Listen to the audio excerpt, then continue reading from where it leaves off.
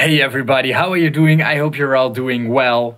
Today I want to show you some things about VCAs in Reaper, because as soon as you know it, it's very simple, but that goes with a lot of things.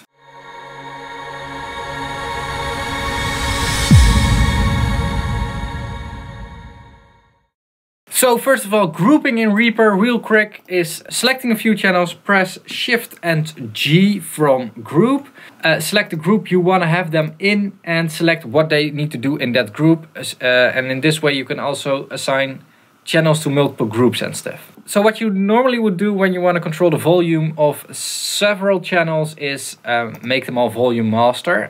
This is the classic grouping way, with grouping all the channels. But this can make kind of a mess when dealing with automation, just as I have over here. But this also makes a mess when you want to change the volume of one of the separated channels. Yes, I know you can press Shift to exclude the channel temporarily from the groups, but it isn't always what you want.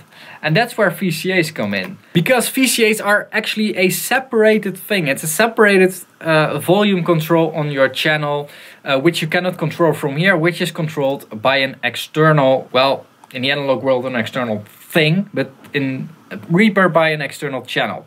So what I'm doing right now is I'm making the VCA I have over here, which is actually a normal channel. I'm making that one the VCA master for group 1.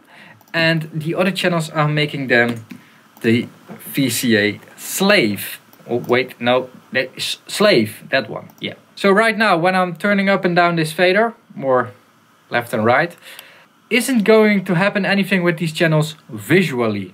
But that's the reason why I'm running audio through one of the channels. It's actually going up and down. You see, like that. If I play back right now to check if my automation is still working, well, let's just make this a bit quicker. Yes, my automation, of course, is still working.